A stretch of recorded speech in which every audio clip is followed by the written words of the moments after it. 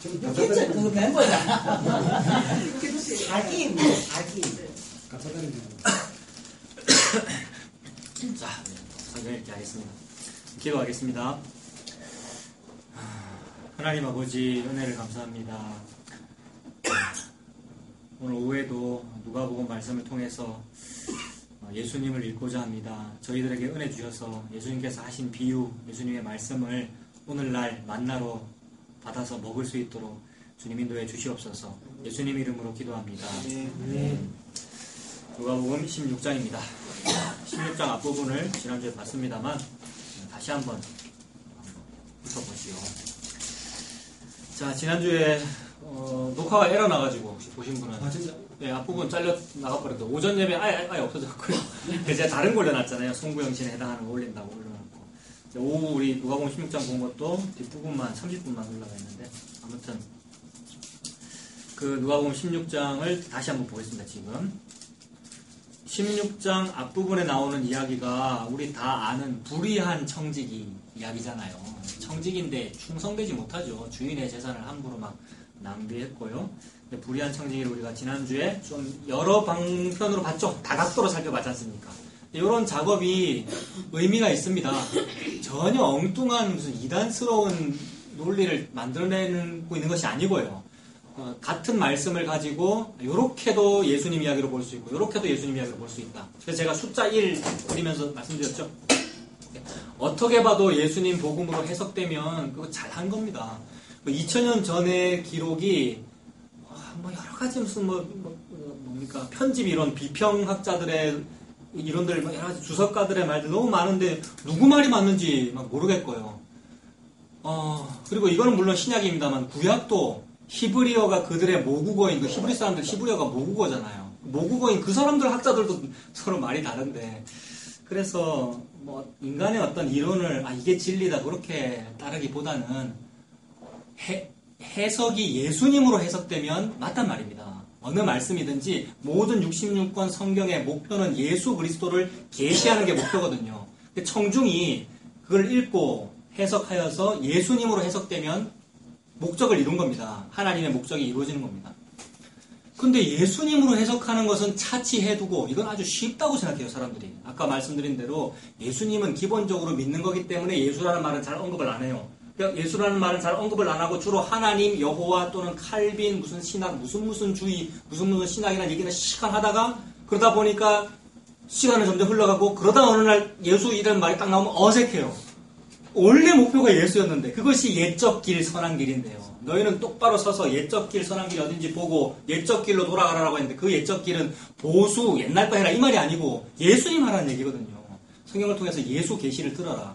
그래서 모든 말씀은 예수, 나에 대해서 증거하는 것이니라 예수님께 말씀하셨고 또 계시의 목표가 예수 그리스도를 계시하는 것이 목표이기 때문에 그래서 믿음은 들음에서 나고요. 믿음이 날려면은 들어야 되는데 뭘 들어야 되느냐 무슨 담임 목사 말을 많이 들어야 된다든지 아니면 교회 성장 프로그램 강의를 많이 들어야 된다든지 그런 거 많이 들으면 믿음이 생긴다고 하는데 그게 아니고 믿음은 들음에서 나며 들음은 그리스도의 말씀으로 말미암았느니라. 모든 성경이 그리스도에 대한 말씀이니까 거기서 교훈 찾으면 안 되고요. 윤리 도덕 찾으면 안 되고 예수를 찾아내면 그게 그리스도의 말씀을 찾아내는 거란 말입니다. 그러면 그게 믿음이야 이 말이죠. 그래서 좀 해석이 분분한 성경을 읽을 때는 불의한 청지기 같이 워낙 해석이 천차만별이지 않습니까? 난해하지 않습니까? 그럴 때는 예수님으로 해석하면 된다 이 말입니다. 그렇게 되면 복음이 되죠. 은혜가 되죠. 그래서 제가 몇 가지로 다각도로 살펴봤는데 첫 번째는 이거였습니다. 불의한 청지기는 계속 불의할 뿐이다. 불의한 청지기가 계속 불의할 뿐이다는 겁니다. 근데 이러한 해석의 기본 대전제는 뭐였냐 하면 어떠한 성경 본문을 윤리도덕으로는 해석하지 말자가 기본 대전제였습니다. 일반적으로 많은 사람들은 윤리도덕으로 해석을 하거든요. 불의한 청지기가 등장한다 이러면 불의하지 말라는 말이구나로 해석한단 말입니다. 근데 그거는 일단 아예 딱 우리가 제껴놓고 시작해요. 왜냐하면 모든 경전은 다 그래요. 모든 종교 경전은 권선징악이지 않습니까? 근데 기독교마저도 그걸 하고 있으면 세상과 똑같은 거잖아요. 우리는 다르다. 뭐 어떻게 다르냐? 예수 그리스도로 해석되는 거죠. 그래서 예수님은 무슨 말을 하고 계시겠는가라는 겁니다. 첫 번째 우리가 본 게 불의한 청지기는 계속 불의할 뿐이다. 그게 우리다. 이 얘기입니다. 거죠.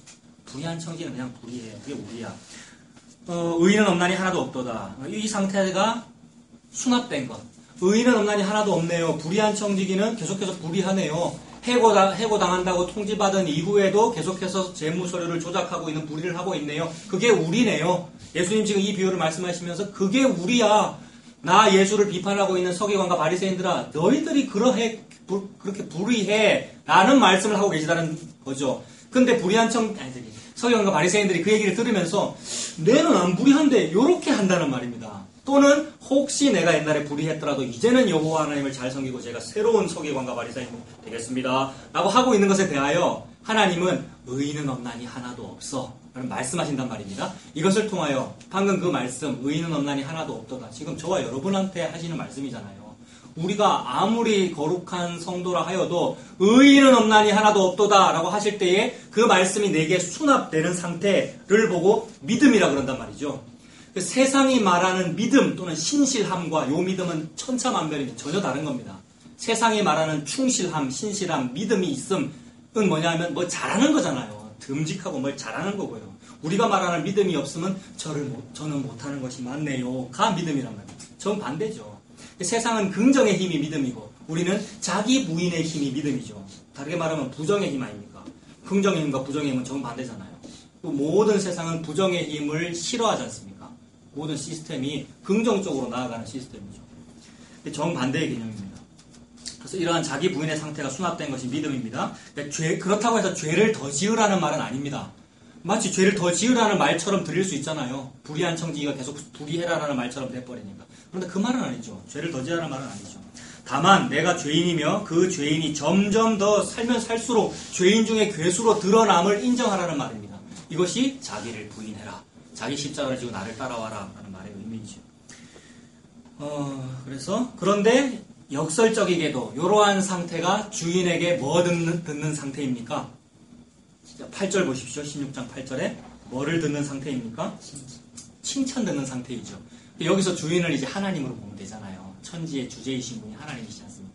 결국 주인이 지금 야단치고 있으나 동시에 주인에게 칭찬 듣는 상태, 불의한 청지기가 계속 불의할 수밖에 없는 상태, 칭찬 듣는 상태다. 이게 이제 첫 번째였습니다.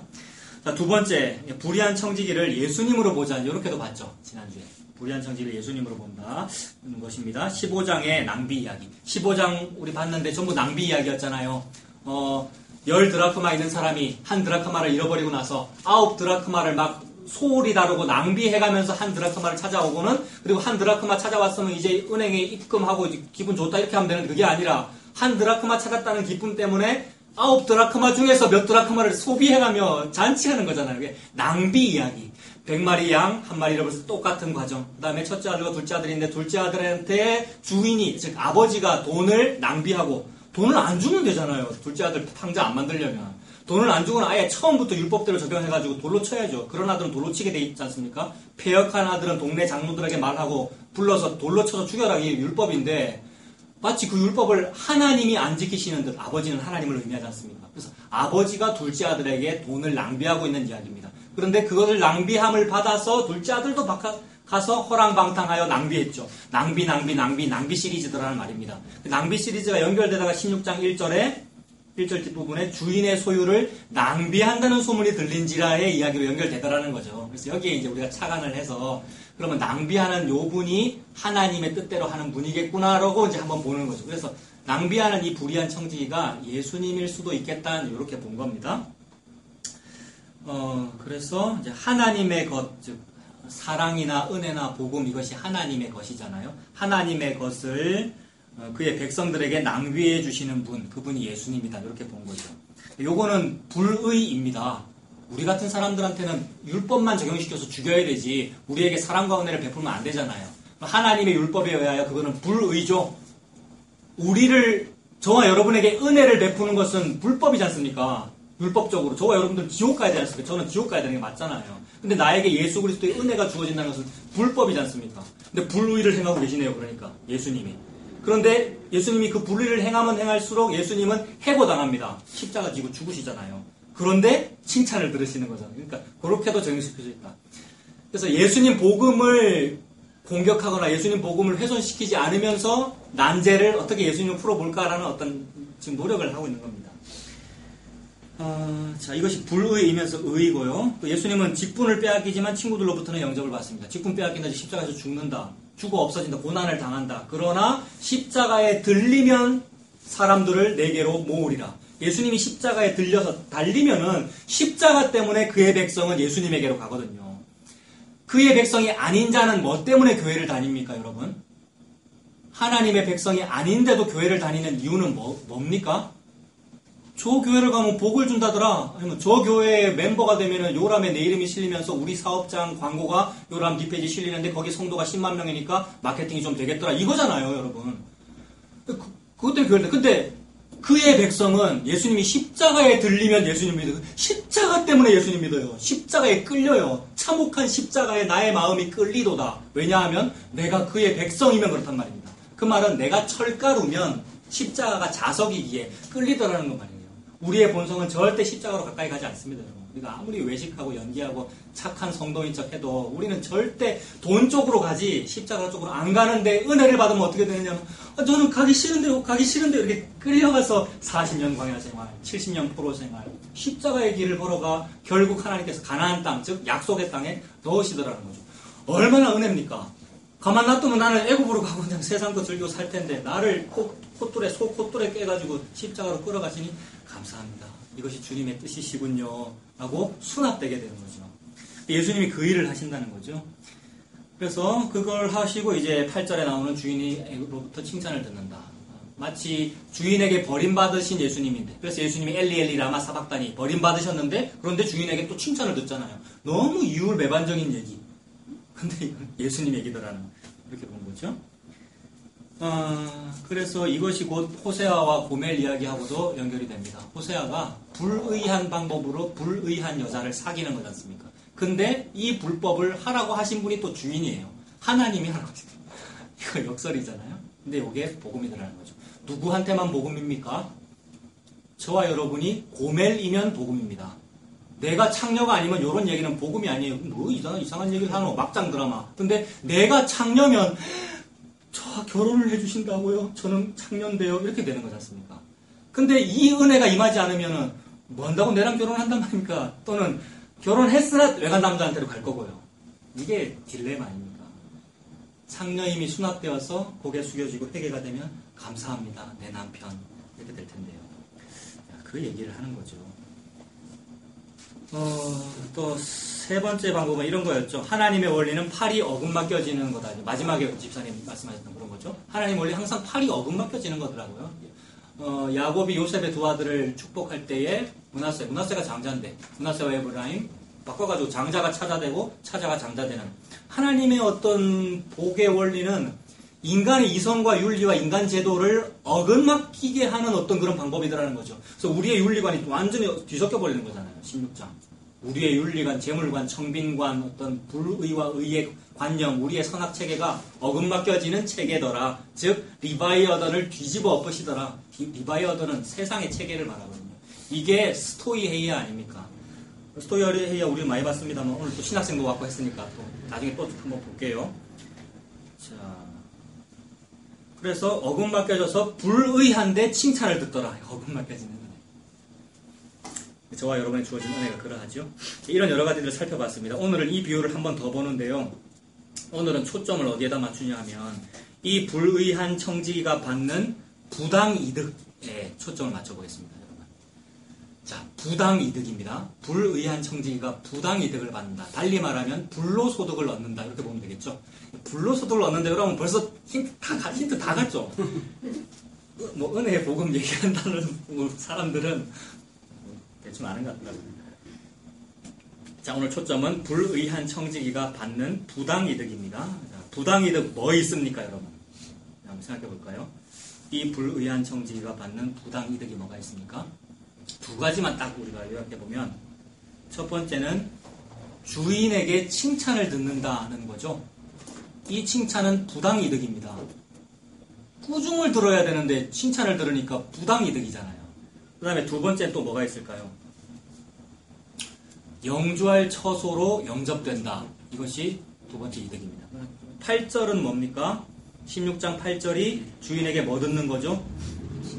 칭찬 듣는 거고요. 그죠? 이것이 부당이득이죠. 구절은 뭘 받는 겁니까? 영주할 처소를 영접하리라. 즉 불의의 제물로 친구들을 많이 사귀어놨더니 그 친구들이 이 해고당한 청지기를 아이고 우리 집으로 오세요라고 하는데 그 우리 집을 일컬어 성경은 영주할 처소라고 했으니 영원히 거주할 처소니까 이거는 이미지적으로 영생을 의미하네요. 하나님은 처소를 마련하고 계시는 분이지 않습니까? 그 처소는 하나님의 나라로 상징되고요. 우리끼리 쓰는 쉬운 말로 그걸 보고 천국이라 그랬지 않습니까? 예수 믿으면 천국 가요 하고 할 때 그 천국이라는 처소가 우리의 영주할 처소가 되기를 원하는 거잖아요. 근데 이 사람은 지금 영주할 처소를 받으면 안 되는 사람 아닙니까? 불의하니까. 그런데 영주할 처소를 받더라. 부당이득이네요.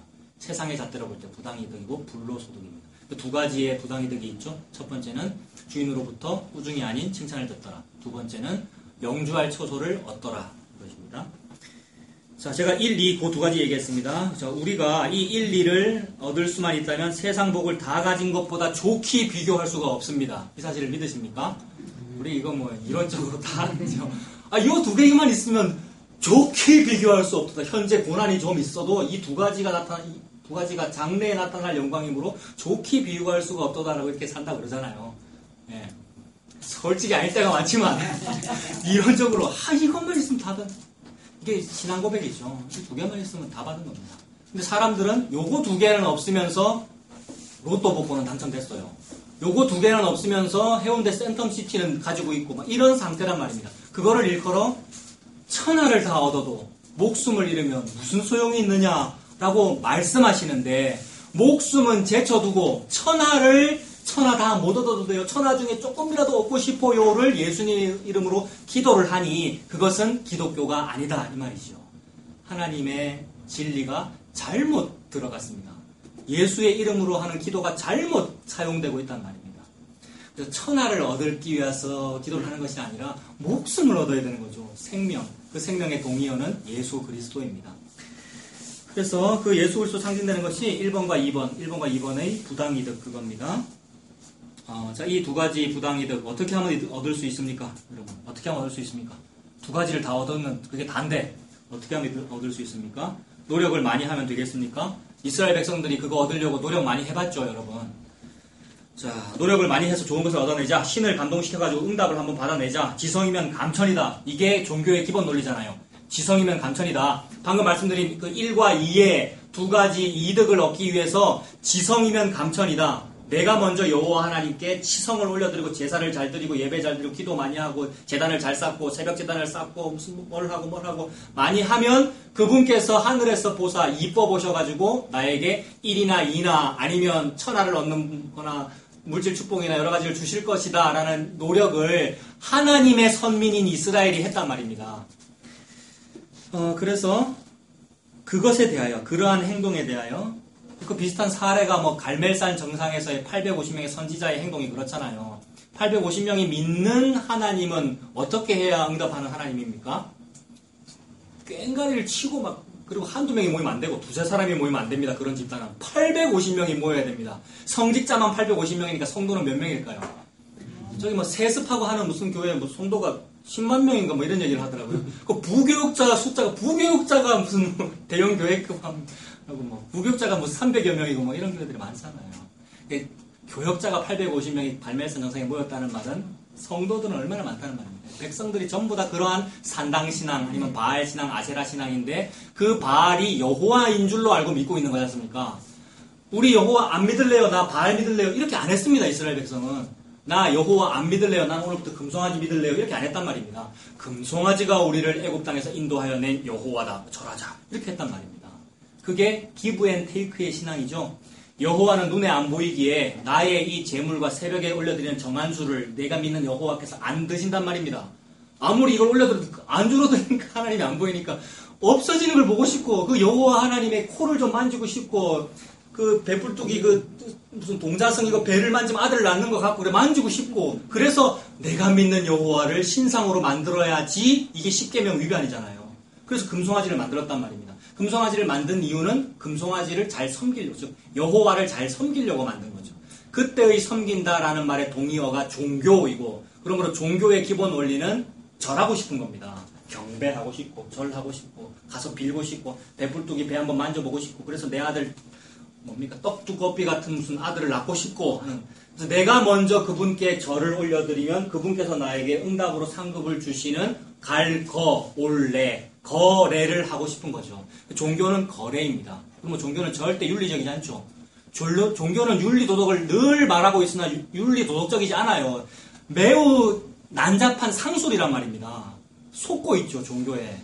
그런데 기독교도 그거를 한다? 똑같죠. 디바이어던이고. 그러니 참으로 루시퍼는 루시퍼입니다. 광명의 천사.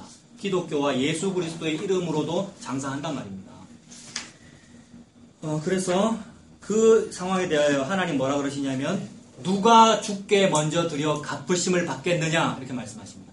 이거 로마서에 나오는 말씀인데 신약에 나오는 말씀이라서 저는 꽤나 최근의 말씀이라고 생각했고, 그리고 신약이라고 하는 꽤나 괜찮은 어떤 새로운 신약, 새로운 어떤 말씀 이렇게 생각했는데 그게 아니라 누가 주께 먼저 드려 갚으심을 받겠느냐 이 말씀이 원본은 욥기에 나오는 말씀이더라고요. 그걸 알고 너무 놀랐어요. 욥기는 진짜 고대의 기록이잖아요. 그러니까 원래부터 하나님의 원리는 니들 중에 누가 내한테 먼저 뭘 드려가지고 갈 거를 해가지고 올래를 할래 라는 것의 신의 기본 개념이에요. 기본 계시입니다. 이게 진짜 진리, 이걸 보고 진짜 종교라고 해야 되는 거죠. 근데 인간은 전부 다 거래를 종교라고 그랬죠. 그래서 종교 집단은 전부 신상이 있고 절하는 곳이 있고 뭘 드리는 곳이 있고 뭡니까 이거 헌금함에 해당하는 돈꾀가 있고 뭘 드려야 된다는 거죠. 신께. 그렇게 하고 있다는 거죠. 욥기 여러분 41장 11절에 하나님 말씀하시기를 누가 나에게 먼저 드려서 갚으심을 받겠느냐라고 하나님 욥한테 말씀하십니다. 그거를 사도 바울이 로마서에서 그대로 가져와가지고 로마서 11장 35절에 너희들 중에 누가 주께 먼저 갚으심을 이 말씀하시고 찾아보세요. 로마서 11장. 로마서 11장.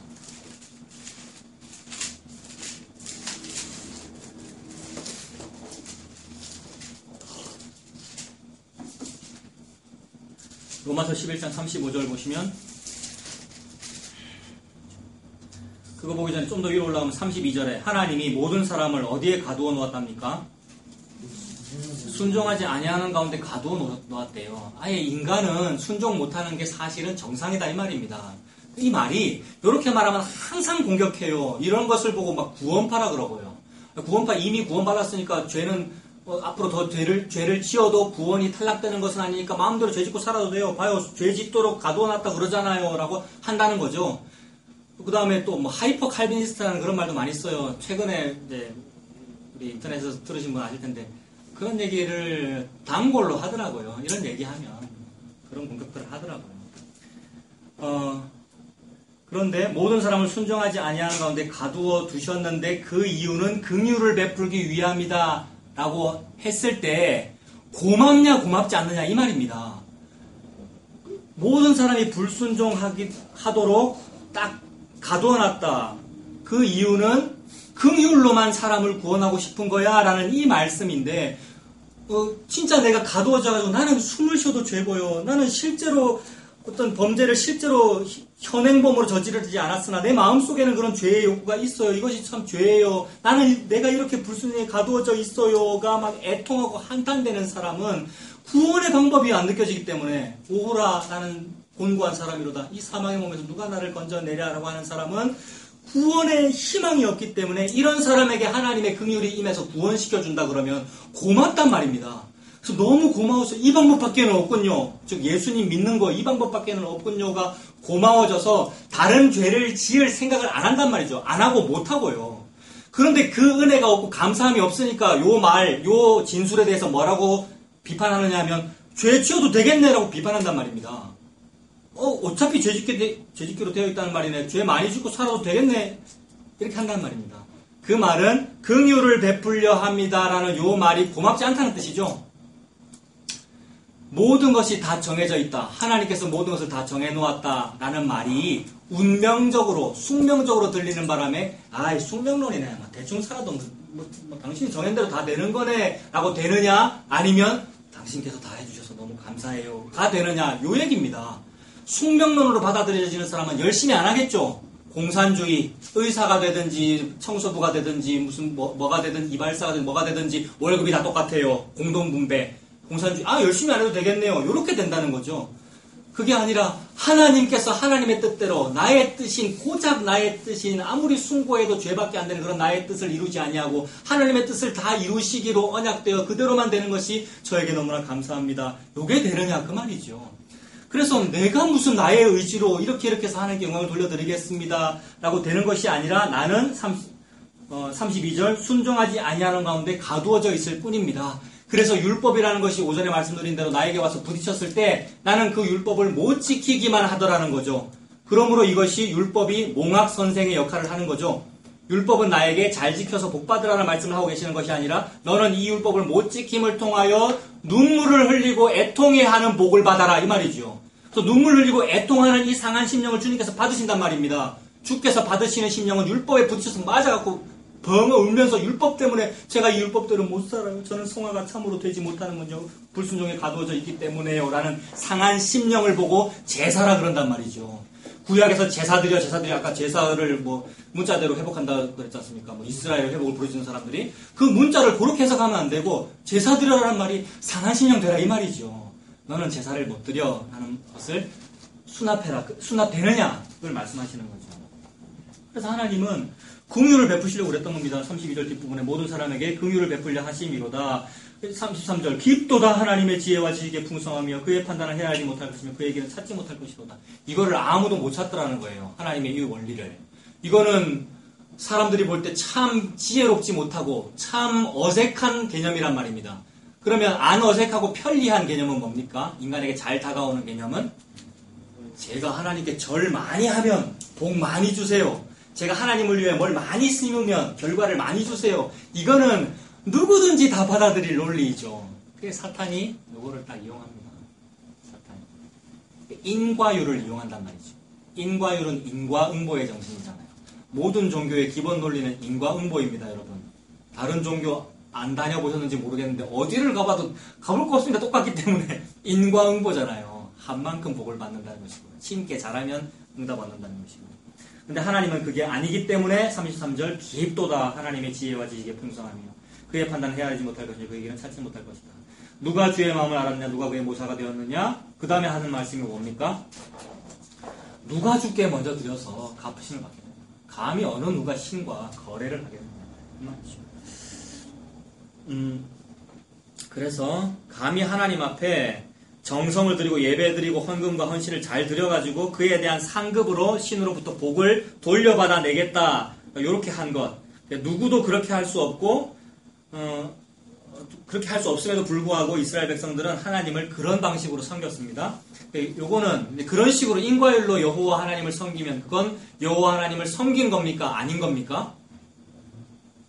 인과율로 내가 여호와 하나님께 뭘 잘 해가지고 복을 받아낼래요 라고 여호와를 잘 섬겼습니다. 진짜로 여호와께 얼마나 잘했어요. 그리고 우리도 평생 교회 다니고 무슨 모태신앙으로 다니면서 기독교 앞에 예수님 앞에 얼마나 뭘 잘했냐고요. 근데 그런 식으로 섬긴 것이 예수님을 섬긴 겁니까? 아닙니까? 아닌 거죠. 돈 믿은 겁니다. 거래를 했다는 것은 나중에 올 레라는 그 레가 뭐기를 바라는 거예요. 말은 다 성령의 은사라 그러고 8가지 열매 무슨 9가지 열매 30, 60, 100 말은 다 그런 식으로 성경적으로 표현했는데 그 말이 돈 달라는 말이었잖아요. 이게 탐심 때문에 그랬단 말입니다. 그 말은 예수님을 안 믿은 겁니다. 구약식으로 말하면 여호와를 안 믿은 겁니다. 여호와를 안 믿으면서 말은 여호와 믿는다고 왔던 거죠. 그래서 하나님 하시는 말씀 예레미야 2장 13절 보십시오.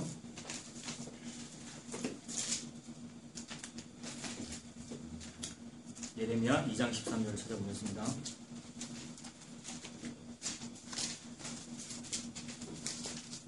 자, 1051페이지에 있습니다.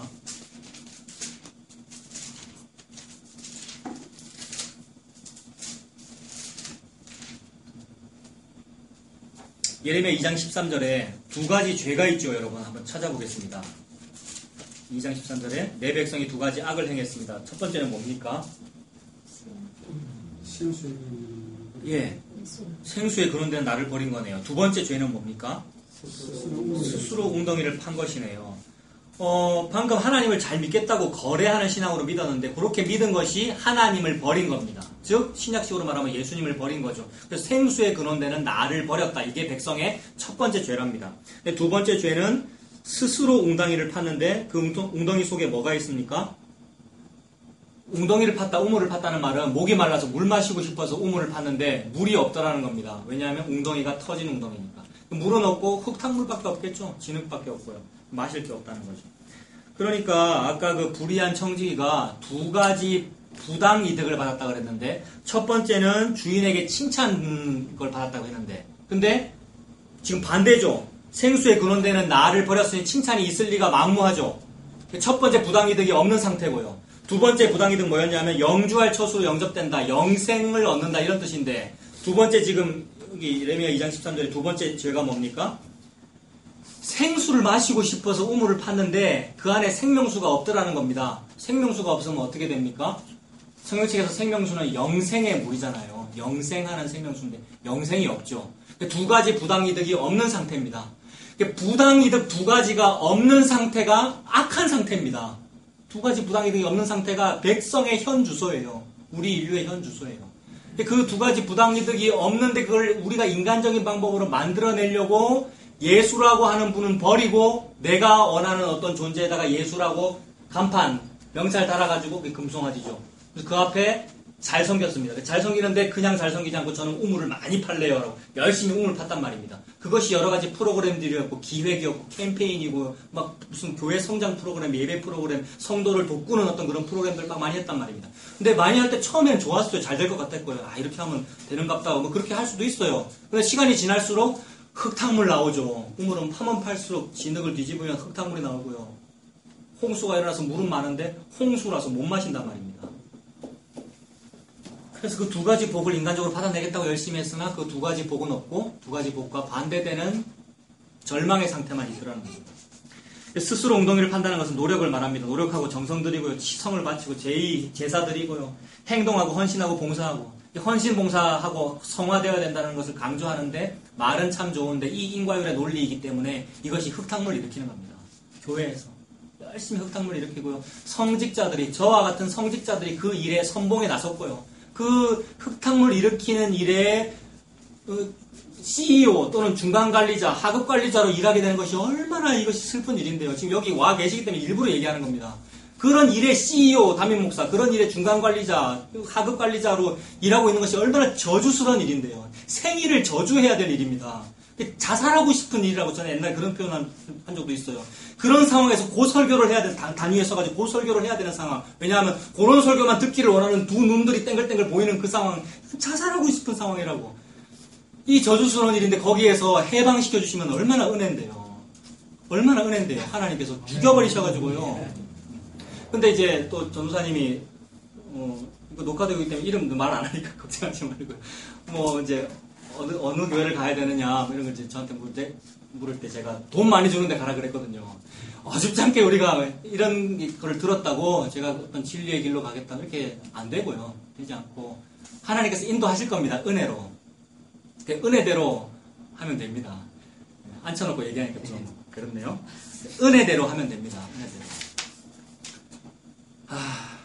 그래서 얼마나 그게 감정 노동인데요. 그런 프로그램들, 흙탕물을 일으키는 거면서 그게 마실 물인 것처럼 하려면 얼마나 감정 노동인데요. 성도들에게, 교회 앞에. 그게 종의 멍에를 매는 겁니다.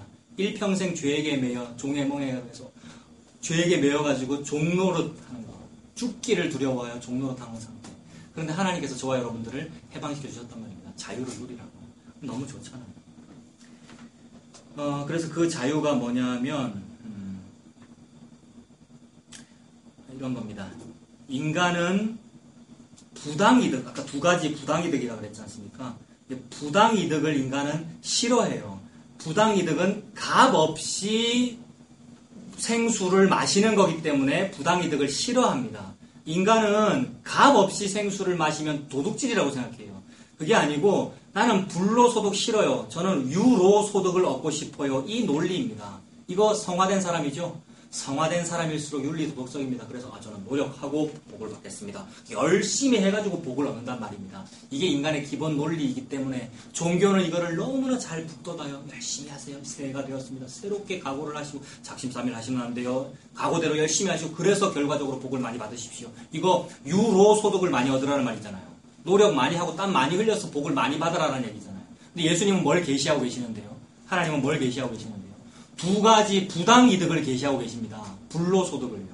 그래서 인간은 값진 노력을 값지다고 하는데 하나님은 값 없이 생명수를 준 것, 그리고 값 없이 생명수를 마시는 것을 보고 값지다라고 하십니다. 정반대죠. 성도, 교회라는 말이 세상과 정반대란 말이에요.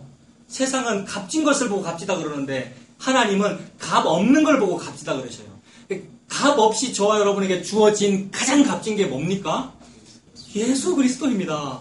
할 말이 없습니다, 여러분. 설교가 끝나서 가장 값없이 가장 값진 걸 주신 게 십자가를 보고 하나님 그렇게 말씀하시는 겁니다. 근데 그거를 공짜로 값없이 마시라니까 싫다는 거예요. 불로소득이라서. 제가 유교 문화권이고 우리 불로소득은 불한당 되면 안 됩니다. 불한당 땀 없이 땀 흘리지 않는단 말이잖아요.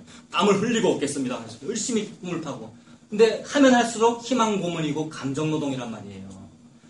하면 할수록 흙탕물밖에 안 나온단 말입니다. 하나님은 네 입을 넓게 열라 내가 채우리라. 생명수를 콸콸콸 부어주시고 만나를 채워주시려고 그러시는데 공짜로요. 공짜로. 예수 그리스도이지 않습니까? 그래서 저와 여러분들에게 두 가지 불로소득 부당이득 그거 주시겠다는 말입니다.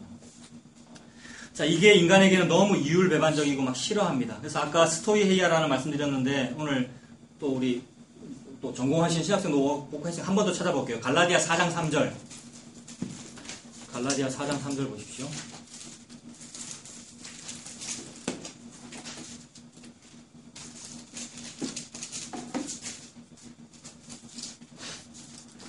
갈라디아 4장 3절이 그 3장 끝부분부터 사도 바울이 지금 몽학 선생을 얘기하고 있는 거잖아요. 몽학 선생이 개혁개정 성경에서는 초등교사로 바뀐 거 아닙니까?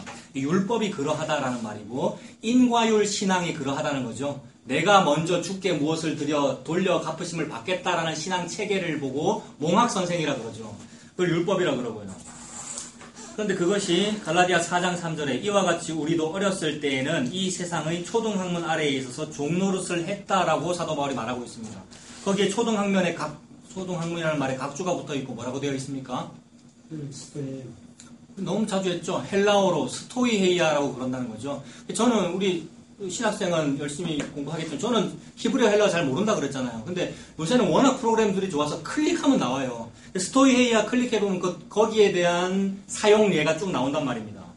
이거 나중에 원고 줄 테니까 이제 신학생을 가져와서 보세요. 갈라디아 4장 3절, 4장 9절도 그 용례고, 골로새서 2장 8절, 2장 20절, 우리 성도들은 다 했으니까 그냥 넘어갑니다. 히브리서 5장 12절, 베드로서 3장 10절, 베드로서 3장 12절, 전부 스토이헤이아라는 말을 쓰고 있는데 그거 하지 말라는 말을 하고 계신단 말입니다. 사도 바울과 성경 기자가 스토이헤이아로부터 우리는 탈출되었는데 왜 다시 스토이헤이아를 하고 있느냐라는 용례로 쓰고 있는 거란 말입니다. 그래서 스토이헤이아가 곧 옛날 세상을 말하는 거예요. 애굽 또는 바벨론, 애굽으로부터 내 아들을 불러내었다 함을 이루고 계시는 분이 하나님이신데, 그래서 예수님을 애굽으로부터 탈출시켰다는 그런 이미지로 우리를 애굽으로부터 출애굽시키고 바벨론으로부터 출바벨론 시킨 거란 말입니다. 즉 스토이헤이아라고 하는 인가율 체계로부터 우리를 해방시킨 걸 말한단 말입니다. 그런데 해방의 자유를 누리는 나머지 우리 은혜 받았어요. 이제 은혜 받았으니까 우리 하나님께 잘해야지요 라고 하면서 하나님께 잘하면 하나님이 좋아하십니다 의 인과율을 또 하고 있으니 너희가 왜 다시 두고 온 애굽을 쳐다보느냐 이 말씀하고 계시는 겁니다. 그래서 두고 온 애굽을 쳐다보지 아니하고 스토이헤이아 속에 사는 것을 보고 신인류라고 그럽니다. 에베소서 새로운 언약의 백성 신인류, 그거를 보고 거룩하다라고 그래요. 그러므로 거룩한 사람은 불의한 사람입니까? 의로운 사람입니까? 불의한 사람이에요. 불의 속에 가두어져 있는 사람이니까요. 불의한 채로 불로소득을 받은 상태를 보고 거룩하다고 그런단 말입니다. 이걸 보고 세인트라고 그러고요. 성도. 그런데 세상에 이게 헷갈리고 또 CEO들이, 지도자들이 북돋아가지고 열심히 해야죠. 은혜 받았으니까 열심히 해야죠. 그렇게 살면 구원파가 되는 겁니다. 그렇게 하면 하이퍼 칼비니스트가 되는 겁니다. 이런 소리에 현혹돼가지고 이단 안 되려고, 여러분. 이단 안 되려고. 근데 예수님 믿으면 뭐가 되는데요, 여러분? 우리 예수님은 뭐가 되셨는데요? 우리 예수님은 이단이 되셨습니다. 그게 뭡니까? 불법자와 동류로 여김받았다. 그게 예수님이잖아요. 근데 예수님 제자가 되면 뭐가 된답니까? 제자가 스승보다 큰 자가 있겠느냐? 제자도 스승처럼 되는 거야. 이렇게 말씀하셨지 않습니까? 그런데 당연히 이단이 됩니다. 근데 진짜로 신천지가 되고 진짜로 구원파가 돼도 그것도 이단입니다만은 그게 아니라 참으로 예수님 믿으면 당연히 이단입니다. 우리의 주님이 이단이니까 그렇단 말입니다. 이 말이 또 문제가 돼요. 이 말 때문에 진짜 나쁜 이단이 대놓고는 이단 되는 거 맞잖아요. 이런 식으로 또 할 수도 있어요. 참 우리 인간은 그래요. 못됐어요. 그러니까. 어쨌든 하나님은 그래도 그런 부작용으로 보이는 일이 있어도 타협하지 않냐고 그 말씀만 하신단 말입니다. 계시기 때문에 부당 이득을 계시하고 계십니다. 체면 차리지 말고 부당 이득을 받아 먹어라 이 말입니다. 복입니다, 여러분.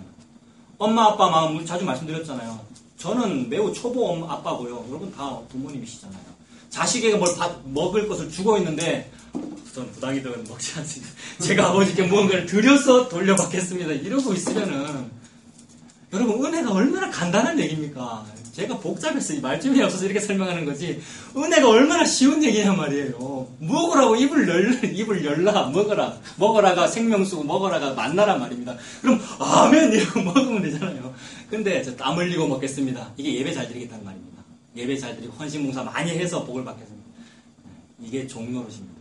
그 종노릇 하는 것을 보고 헬라어 스토이헤이아 고대의 우주관과 운명론 우주관과 운명론과 가치체계 쪽에서 삽니다. 그 가치체계를 이즘이라고 그랬습니다. 이즘.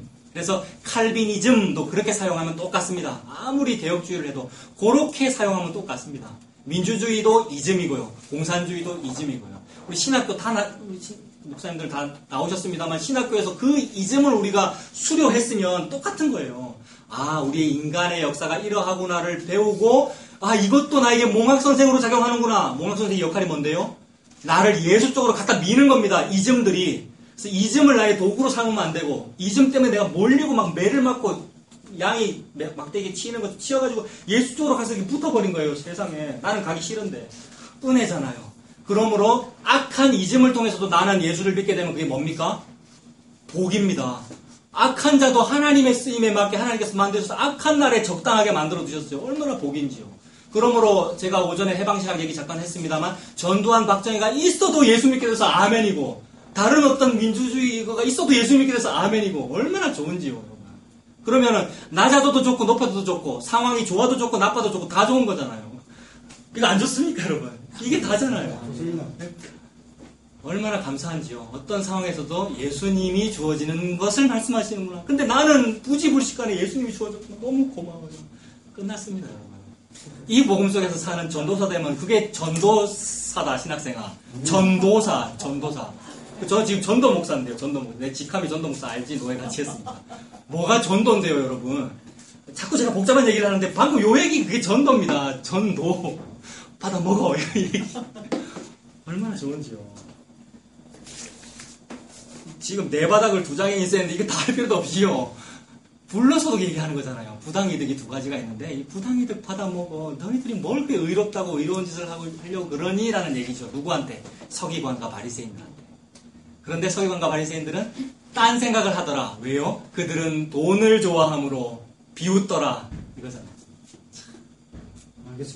알겠습니다. 이렇게 되면 됩니다. 알겠습니다가 아멘이잖아요. 원어로. 이게 된 거란 말이에요, 이제. 그래서 이 값지다라는 표현을 잘 사용해야 되는데 또는 값없다라는 이런 표현 잘 사용해야 되는데 뭐에다 사용하는 거냐면 하나님 주시는 생명수에다가 값이라는 말을 붙이는 겁니다. 하나님이 주시는 이 생명수 즉 예수 그리스도에다가 값없이라는 말을 붙이는 거죠. 하나님은 예수 그리스도 내 아들 내 장자인 예수 그리스도를 너희들이 값없이 마셔라 라고 이렇게 생명수를 주시는 건데 백성들은 뭐라고 반응하냐면 나는 이런 거는 싫고요. 하고 내가 애굽에 있을 때는 값없이 파와 마늘과 부추와 뭐를 먹었는데 라고 말을 했었어요. 저는 그 부분이 굉장히 이렇게 마음에 남더라고요.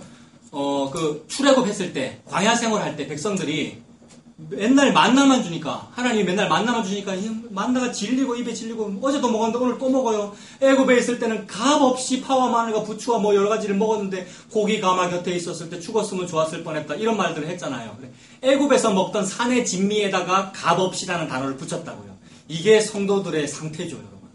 성도들이 과거에 기도 열심히 하고 비트코인에 100만 원을 투자했더니 280억이 났을 때 기도를 많이 했더니 그렇게 됐습니다. 라고 하면 그 불로소득 얻었잖아요. 비트코인 불로소득. 근데 거기에다가 값없이라는 말을 붙인 거지 않습니까?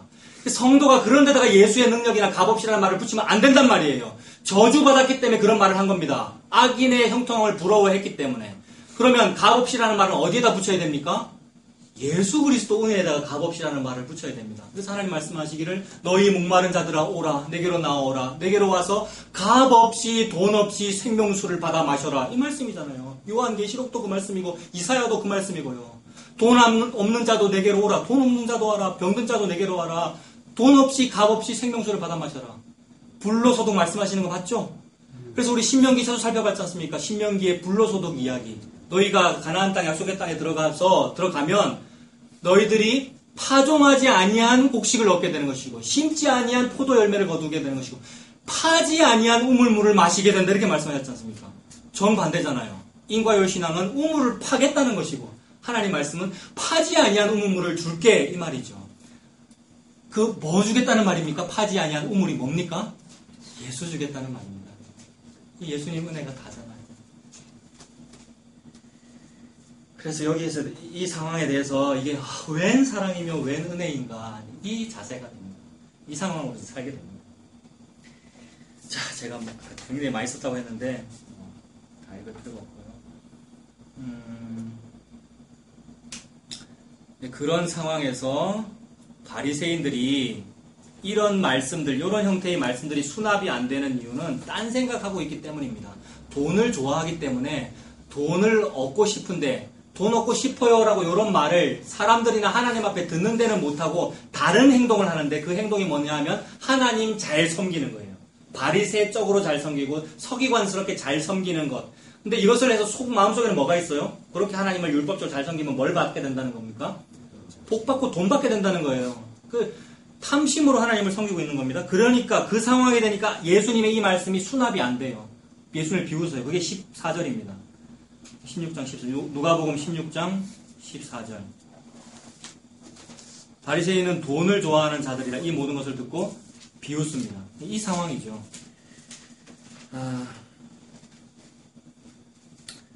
그래서 인과율의 신앙체계로 교회를 오래 다닌 사람, 인과율로 중직자가 된 사람, 그런 사람 너무 많죠. 우리가 그래 왔고요. 또 그러한 교역자, 그런 사람들이 2000년 전에 바리새인과 똑같습니다.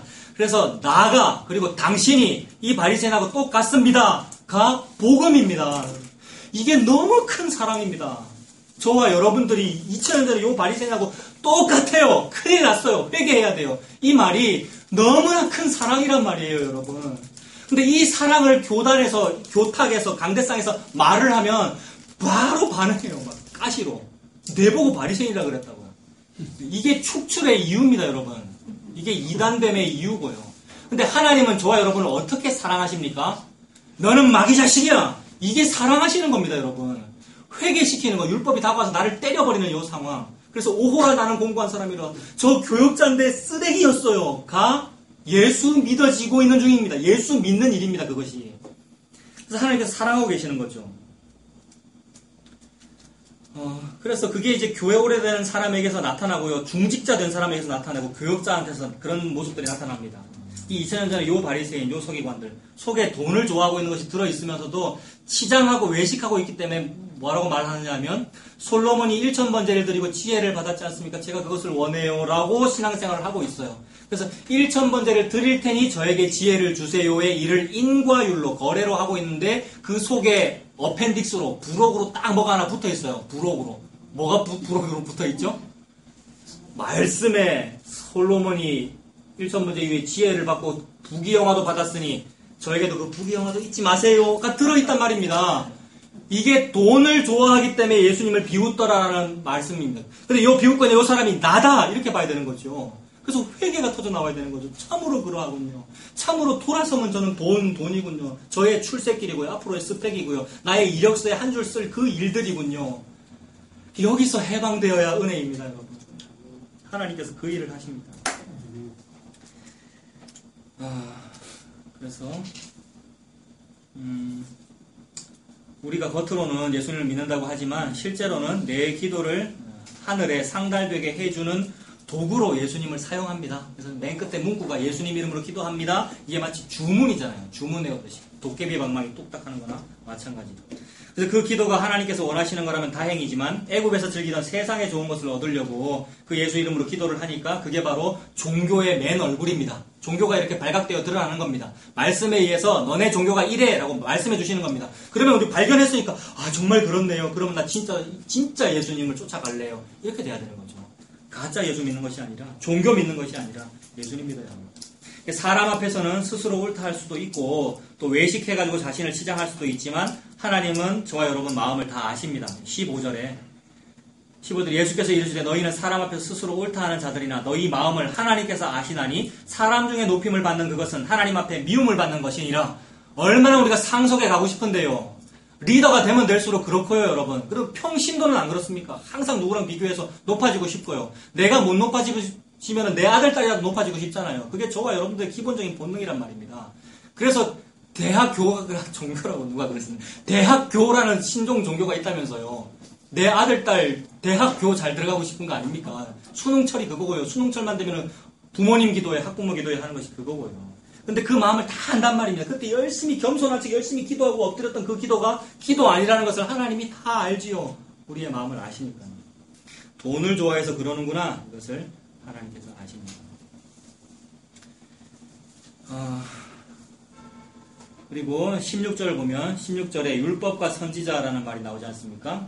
성경에서 율법과 선지자 또는 모세의 글 이렇게 말하면 그거는 율법은 율법서를 말하고 선지자는 선지서를 말하고 그냥 구약 성경책을 말합니다. 지금 신약이 누가복음은 2000년 전의 기록이니까 2000년 전에는 이 신약 성경책이라는 것이 없었으니까 그 당시에 율법과 선지자이라면은 그냥 성경책을 말하죠. 그때는 구약밖에 없었으니까 성경책을 말합니다. 16절에 율법과 선지자라는 말은 성경책을 말합니다.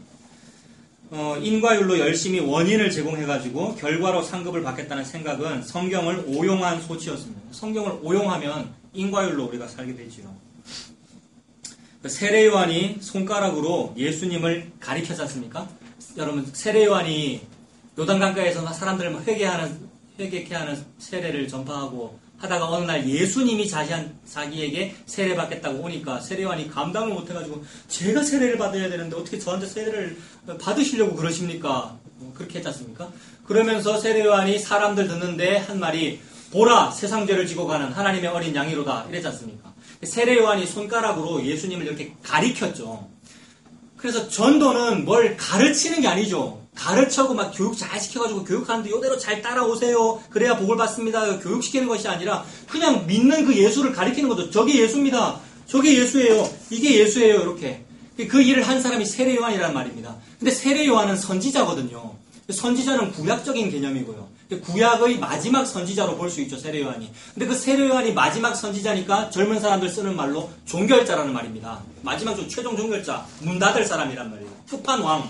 그 끝판왕 종결자가 뭐라 그랬냐면은 보라 세상 죄를 지고 가는 하나님의 어린 양이로다. 딱 이렇게 했으니까 구약 성경책의 모든 최종 결론이 손가락이구나 이 말입니다.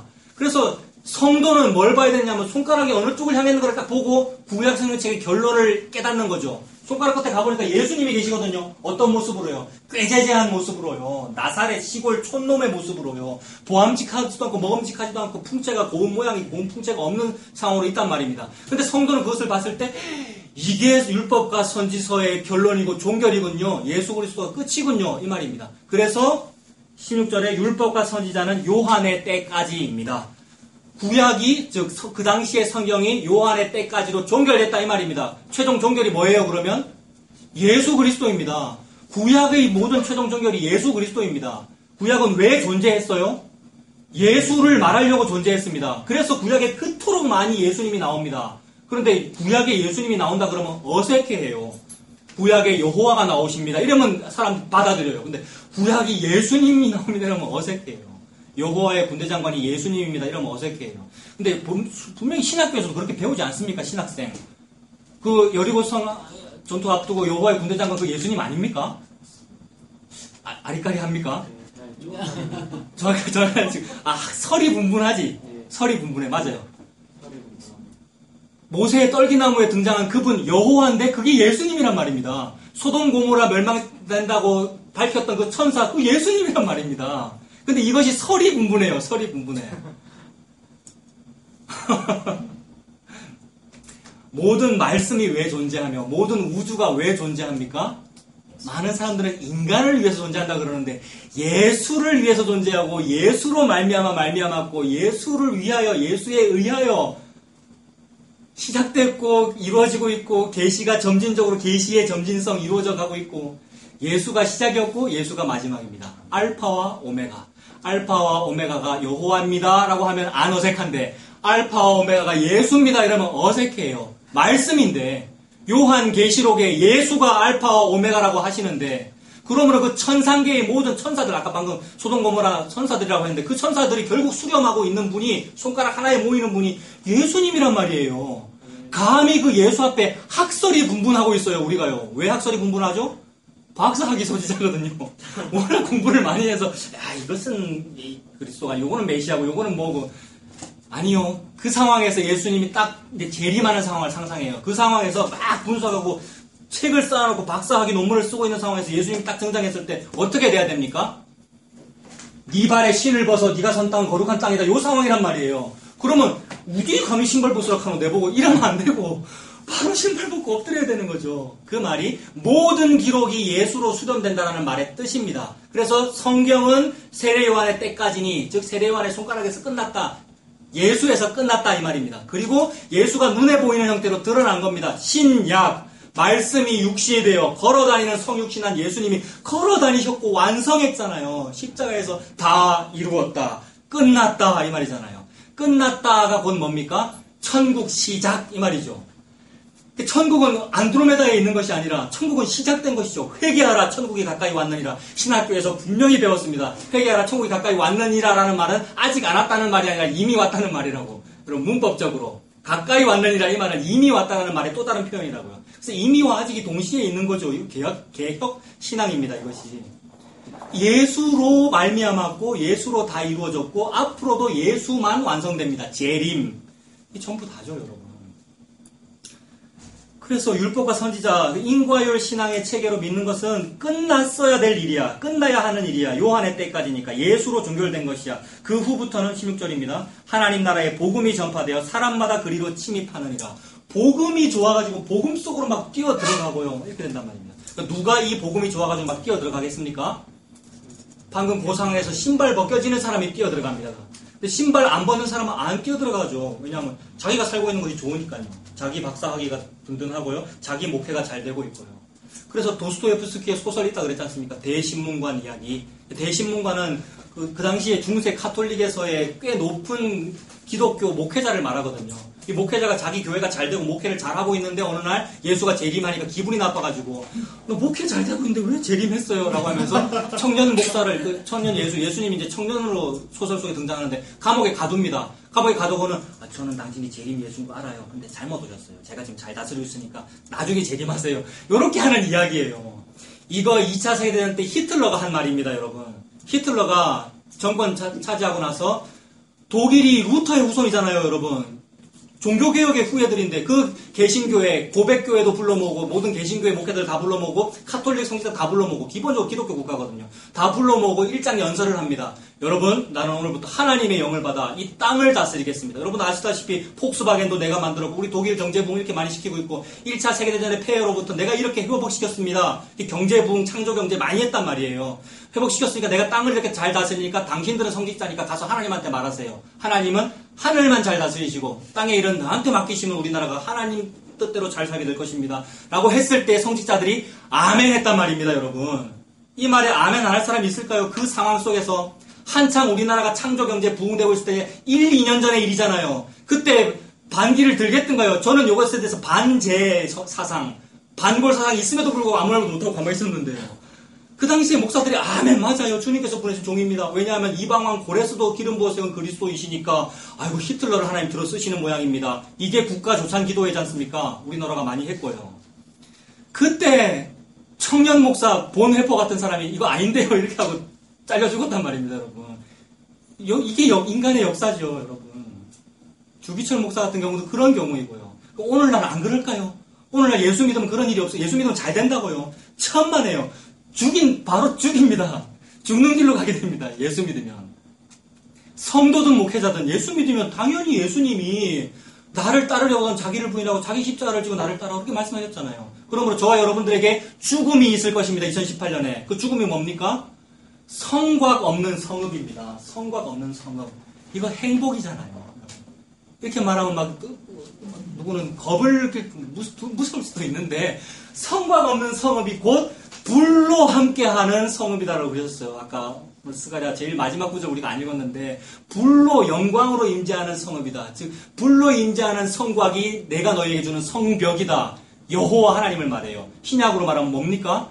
예수 그리스도입니다. 예수 그리스도가 저와 여러분의 유일한 뚜껑이에요. 나를 덮어줘야 내가 살거든요, 여러분. 그래서 구약의 율법 언약궤의 시은좌가 어디입니까? 시은좌, 은혜를 베풀어주는 좌석, 자리. 어디냐면 언약궤의 뚜껑이지요, 여러분. 언약궤 뚜껑이 사람 이름으로 말하면 뭐라 그러면 되겠습니까? 예수라 그러면 돼요, 여러분. 예수라고 하는 뚜껑에 내가 덮여야 산단 말입니다. 이게 다예요.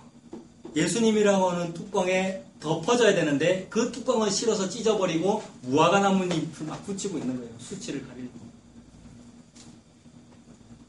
그래서 모든 성경이 그 말씀을 하고 계십니다. 그래서 오늘 이제 마무리를 해야 되겠는데요. 16장 다음 주에 또 보죠. 오늘 불의한 청지기를 한 번 더 봤습니다. 그래서 그 불의한 청지기 이야기를 통해서 좀 의로워져라, 의롭게 좀 되어라 라는 말씀을 하고 계시는 중이 아니라 너희 인류가 어린아이와 같이 원래 그래 막 진흙탕물 묻혔는데 여전히 씻을 생각을 못하고 계속 묻히고 있는데 근데 그게 애야. 나는 부모로서 너에게 먹여주려고 하는 거야. 네가 스스로 의로우려고 왜 애를 쓰니? 진짜 의는 뭐냐 하면 내가 먹여주는 이 생명수를 개걸스럽게 받아 먹는 것. 즉 내가 입혀주는 이 옷을 감사함으로 받아 입는 것. 공짜로. 값없이 부당이득 두 가지를 취하는 것. 이것을 보고 의라고 하고 거룩이라고 그런다. 이 말씀을 하고 계십니다. 이 거룩함, 즉 성곽 없는 요 성읍을 올 2018년에 많이 받으시는 우리가 다 되시길 바랍니다. 여기까지 하겠습니다. 기도하겠습니다. 하나님 아버지, 모든 말씀을 통하여 저희들에게 예수님의 값없는 은혜, 생명수를 전달해 주셔서 감사합니다. 그러나 문자를 읽으면 그 문자에 담긴 것이 늘 권선징악이고 세상의 윤리 체계이기에 우리가 많이 헷갈릴 때가 있습니다. 그리고 그렇게 가르침을 받을 때가 많습니다. 주님, 저희들을 불쌍히 여겨주셔서 문자는 나를 죽일 뿐이므로 문자로 성경을 보지 아니하고 영으로, 즉 예수 그리스도로 성경을 볼 수 있는 눈을 허락하여 주시옵소서. 저희들에게 이미 그러한 볼 수 있는 눈, 들을 수 있는 귀를 허락해 주셔서 감사합니다. 이것으로 인해서 예수님 십자가 붙들고 자유하도록 하나님 인도하여 주시옵소서. 예수님 이름으로 기도합니다. 네. 수고하셨습니다.